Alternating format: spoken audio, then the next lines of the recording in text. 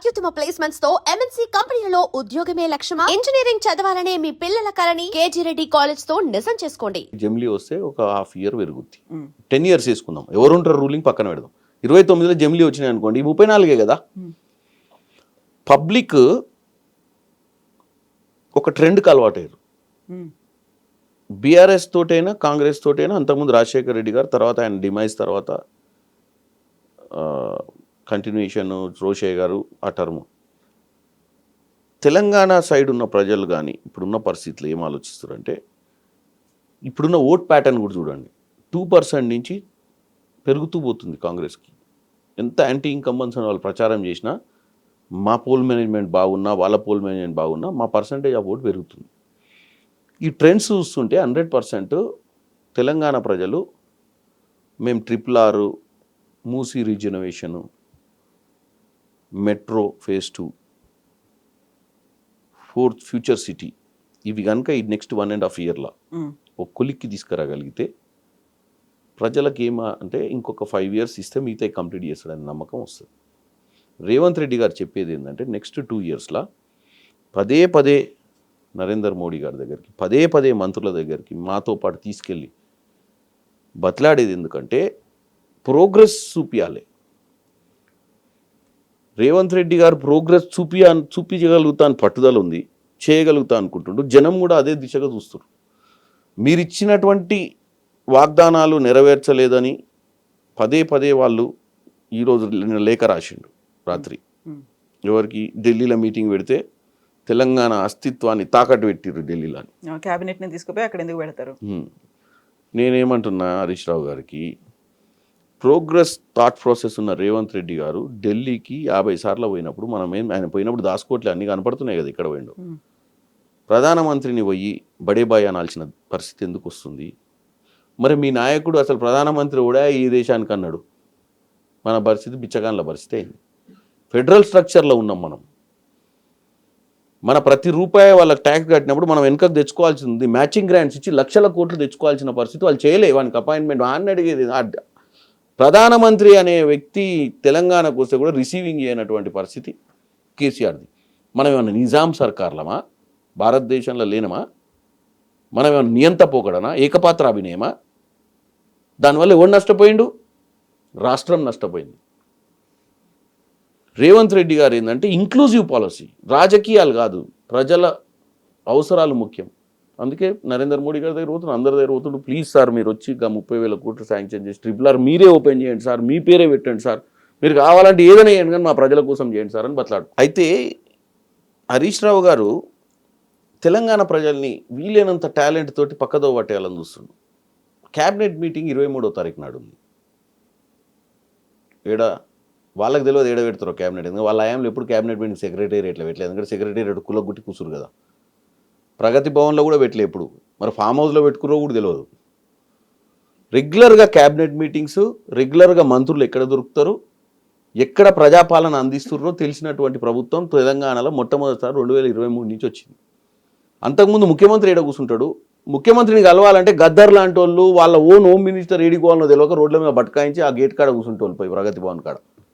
Sir లోపల ఉండి కూడా లీడర్ పూరాన్ని ఇలా కొట్టిపోడు.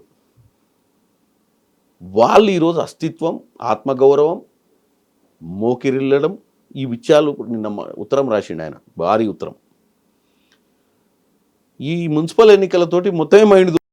ఇప్పుడు ఇక వాళ్ళకు ఒకటే చెప్తున్నాను నేను కూడా, నా సజెషన్ వాళ్ళకు, మా పార్టీలో మేము ఏం చేస్తున్నాము, ఏం డెవలప్మెంట్ చేద్దాం అనుకుంటున్నాము, ఇలా మా లీడర్లందరినీ పిలిచి తెలంగాణ బంగారు తెలంగాణ దిశగా ఎట్లా పోతారు, ఏం వాగ్దానాలు ఇచ్చినా ఎందుకు నెరవేరుస్తలేరు అని మాట్లాడుతున్నారు మా వాళ్ళు. మా పార్టీ హెడ్ ఆఫీసు ఢిల్లీ. మా పార్టీ నాయకుల్ని పిలిస్తే ఢిల్లీకే పిలుస్తారు. మరి వాళ్ళ పార్టీ నాయకుడు ఏడ పిలుస్తుండో తెలుసలేదు. ఫామ్ హౌస్ పిలుస్తుండా, ఏడ పిలుస్తుండో, మరి ఏడ కలుస్తుండో కూడా తెలుసలేదు మాకు. వాళ్ళ పార్టీ నాయకుడిని ఫస్ట్ వాళ్ళ పార్టీ ఆఫీస్కి వచ్చి ఎన్నికలలో ఎందుకు ఓడిపోయినావో అంతర్మదనం చేసుకోవాల్సిన పరిస్థితి వాళ్ళకుంది. అది చేయకుండా పక్క పార్టీవాడు ఏం చేస్తుండన్న అవసరమా హరీష్ రావుకు? ఎందుకు పార్టీ కంటే కూడా ప్రభుత్వం అని కదా. ప్రభుత్వం గెలిచింది. ప్రభుత్వానికి ఆయనకు గ్యాప్ ఎంతో 2% నుంచి 30% దాకా పోయింది. ఇప్పుడు గ్యాప్ ఎందుకు వస్తుంది? మన అస్తిత్వాన్ని కాపాడాల్సిన అవసరం ఆయనకు ఉంది. దాన్ని వదిలిపెట్టి కాగితం ఉంది కదా, పెన్ను ఉంది కానీ ఉత్తరాలు రాసి గాలికి ఇసిరేస్తే రాజకీయాలు అయిపోతాయా? లేదా రాత్రి కొట్టి వాళ్ళ బామ్మడిది వచ్చి 2 వేసుకొని ఉట్టిగా ట్వీట్ కొడితే అయిపోద్దా ఒకటి ఇంగ్లీష్లో? రాజకీయాలు అవి కావు కదా. కింద ప్రజలు ఏం ఊహిస్తారు, ప్రజలు ఏం ఆలోచిస్తారు? ఇంట్లో మన హయాంలో ఇంటికో ఉద్యోగం ఇచ్చినామా లేదా? మనం దళిత ముఖ్యమంత్రిని చేసినామా లేదా? మన హయాంలో ఎన్ని గ్రూప్ 1, గ్రూప్ 2, గ్రూప్ 3, గ్రూప్ 4 పరీక్షలు పెట్టినాం? పేపర్ లీకులు ఎందుకైనాయి? మన హయాంలో మనం ఏం చేసినాం? మన హయాంలో పోనీ 10 ఏళ్ళ అవకాశం ఇచ్చినప్పుడు బంగారు తెలంగాణ దిశగా ఎందుకు పోలే? ప్రతి ఒక్క పేదోడు ఎందుకు ధనవంతుడు కాలేదు? ప్రతి ఊర్లో ఇంకా, ప్రతి మున్సిపాలిటీలో ఇంకా డ్రైనేజీలు ఎందుకు కాలేదు? సీసీ రోడ్లు ఎందుకు కాలేదు? ప్రతి ఊరికి ఇంకా కనెక్టివిటీ రోడ్లు ఎందుకు లేవు? మరి 8 లక్షల కోట్లు అప్పెందుకైంది? ఇవే మాటలు అంటున్నటువంటి కవిత ఇంకో కొత్త పార్టీగా వస్తానంటుంది. వ్యక్తిగా వెళ్తున్నా శక్తిగా వస్తాననేది మేలో అనౌన్స్ చేస్తాను అనే మాట. డెఫినెట్గా ఆమెకు నేను బెస్ట్ ఆఫ్ లక్ చెప్తున్నా. ఎందుకు చెప్పనా? ఒక పట్టుదల, నేను ఇందాక చెప్పిన కన్సిస్టెన్సీ. ఏదైనా కోరుకోవచ్చు మనిషి. చామల కిరణ్ కుమార్ రెడ్డి ఎంపీ కావాలని కోరుకుండే, ఎంపీ అయినా ఈరోజు ఆమె కూడా ఒక పార్టీ పెట్టి కొసదాకా నడపాలి. కొసదాకా నడపాలంటే ఆమె దగ్గర అటువంటి శక్తి ఉందో లేదో నాకు తెలియదు. అంటే వాళ్ళ నాన్న దగ్గర నుంచి చూసింది, కొద్దిగా ఎంతో ఆ ఉద్యమంలో పాల్గొన్నది, ఆమెకు అటువంటి పట్టుదల ఏమన్నా ఉండి నడపాలంటే కంటెంట్ కూడా ఉండాలి. నడపాలంటే నాకు ఆమె కంటెంట్ మీద నమ్మకం లేదు. ఆమె ఇప్పుడు ప్రజలలోకి పోయి ఆమె సొంత పార్టీ పెట్టి ప్రజల్ని నమ్మించగలిగే శక్తి ఆమెకు లేదంటున్నా. ఏది? ఆమె ప్రత్యామ్నాయం ఈ రాష్ట్రానికని. ఎందుకంటే దోచుకునేటప్పుడు దాచుకునేటప్పుడు నువ్వు ఎక్కడున్నావు అని అడుగుతారు. 10 ఏళ్ళ పాలన నీ స్థానం ఏంది? మరి ఆ రోజే అలారం ఎందుకు కొట్టలేదు? లక్షల కోట్ల అప్పు జరుగుతున్నప్పుడు నువ్వు కిటికీలకి వెళ్ళి చూస్తున్నావా? ఆ బెంచ్ మీదనే కూర్చున్నావా? పంచుకునే కాడ, వాటాలు పంచుకునే కాడ పంచాయతీ వచ్చిందా? మరి ఇప్పుడే ఎందుకు అలారం మోగించినావు? దొంగతనం చేసి ఊరి బయట పోయి పంచుకొని వెళ్ళిపోయిన తర్వాత నువ్వు ఇప్పుడు పోలీసు వాళ్ళకి ఎందుకు ఫోన్ చేస్తున్నావు?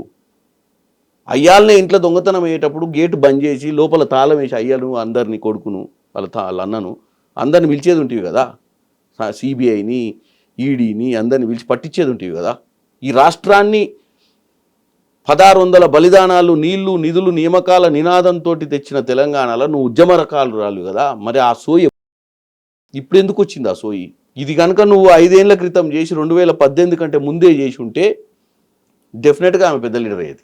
ఇప్పుడు ప్రత్యామ్నాయం ఆమె కాదు అంటున్నారు. ఎవరున్నారు అనుకుంటున్నారు ప్రత్యామ్నాయం లేదు. రేవంత్ రెడ్డి గారు ఇంకా ప్రత్యామ్నాయం అయింది. ఇంకా వాళ్ళే ఏం లేక బామ్మడులు అందరు కలిసి రోజు పీకల వాడు కూడా తిరుగుతారు రోడ్ల మీద డప్పులు కొట్టుకుంటా, ఉత్తరాలు ఖాళీ కాగితాలు రాసుకుంటా, లేకపోతే ట్విట్టర్లో చెప్పుకుంటా, 4 సోషల్ మీడియాలో 4 బఫూన్ గాన్లను పట్టుకొని కట్టింగ్ చేసి మేము మాట్లాడినవి వక్రీకరించి మా రాజగోపాల్ రెడ్డి వాయిస్ కానే కాదు అది పెట్టి ఈ స్క్రైబు ఆ స్క్రైబు రకరకాల నల్లబాలు, తెల్లబాలు, తెల్లతోలు ఏందేందో పెట్టి ఏం చేస్తారు సోషల్ మీడియాలో? ఎంటర్టైన్మెంట్కి బాగుంది. వాళ్ళు కంటిన్యూ చేస్తేనే ప్రజలు హ్యాపీగా ఉంటారు. ఎందుకంటే వీళ్ళు పెట్టే చూసి నవ్వుకొని పడుకుంటారు ప్రజలు. దానివల్ల ఒరిగేది లేదు, తరిగేది లేదు. సో నెక్స్ట్ కూడా రేవంతేనా? నెక్స్ట్ రేవంత్ మా ముఖ్యమంత్రి. కాంగ్రెసా రేవంతా? కాంగ్రెస్ ముఖ్యమంత్రిగా రేవంత్ రెడ్డి గారు 2034 గారు సుస్థిరంగా ఈ రాష్ట్రాన్ని బ్రహ్మాండంగా నిరుద్యోగులకు ఉద్యోగ అవకాశాలు, కొత్త సిటీ, ఈ రాష్ట్రంలో ఈరోజు 70% అర్బనైజేషన్ దిశగా మనం పోగలుగుతున్నాం. ఎందుకంటే ట్రిపుల్ అయిన తర్వాత జనగాం దాకా కూడా మనకు సిటీ లెక్కనే అనిపిస్తుంది.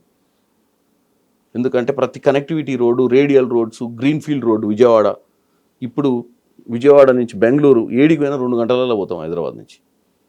మంచి ట్రాన్స్పోర్ట్ కనెక్టివిటీ, గ్లోబల్ సిటీగా మన ఎయిర్పోర్టు. మనకి ఏం తక్కువ ఉందండి? ఈ కాళేశ్వరం లాంటివి కట్టకుండా అది కరెక్ట్గా ఈ సౌత్ తెలంగాణ, దక్షిణ తెలంగాణలో కృష్ణా జలాల మీద, గోదావరి జలాల కరెక్ట్ తక్కువ ఖర్చుతోటి ప్రాజెక్టులు కట్టి కరెక్ట్ రైతులకు నీళ్ళు వచ్చే విధంగా చేసుకొని ఉంటే రైతులు ఇటు ఫ్యాక్టరీలు, కంపెనీలు తెచ్చుకుంటే, హైదరాబాదు పిల్లలు ఊర్లో వ్యవసాయం చేసుకొని పంపించుకొని చదివించుకుంటే ఇక్కడ ఉద్యోగాలు వస్తే వాడు రేపు పొద్దున జనగాంలో ఉన్నవాడు కూడా RRR వస్తే ఆ RRR అవతల ఫ్యాక్టరీ పెడితే వాడు అప్ అండ్ డౌన్ చేయగలుగుతాడు. ఇప్పుడు MMTS మనం ఆడదాకా తెచ్చినాం, ఇప్పుడు కొత్తగా 7 దాకా వంగపల్లి దాకా. రేపు ఇంటర్నల్ కనెక్టివిటీ, ట్రాన్స్పోర్ట్ పెరిగితే ప్రపంచ దేశాలతో పోటీ పడతాం కదా, ప్రపంచ సిటీలతోటి. ఆ దిశగా ముందుకు పోతున్నాం మనం. ఓకే, బోల్డ్ అంతా ఉంది, లాంగ్ వే టు గో, ఇంకా చాలా చాలా విషయాలు ఉన్నాయి మాట్లాడుకోవడానికి. But we will continue next time మళ్ళీ మాట్లాడుకోవడానికి బోల్డ్ అన్ని అంశాలు ఉన్నాయి కాబట్టి. Thank you so much Kiran గారు, మీరు ఎంపీ అయిన తర్వాత very first interview Thank you, ఇచ్చినందుకు. And for more videos, Please subscribe to iDream. Please subscribe to iDream. Please subscribe iDream. And please subscribe to iDream. For more videos, subscribe to iDream. please like, share, and subscribe to the channel. Congratulations, iDream. Subscribe to iDream. Subscribe to iDream. So subscribe to iDream Media. iDream की iDream team अंदर की huge congratulations. Please subscribe iDream Media. Please subscribe to iDream.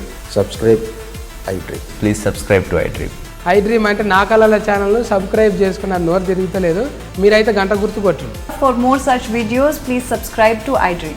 Subscribe to iDream. Please subscribe to iDream. Please subscribe iDream Media. Please do subscribe to iDream. Please subscribe to iDream Media. For best entertainment and information, please subscribe iDream. And don't forget to subscribe to iDream.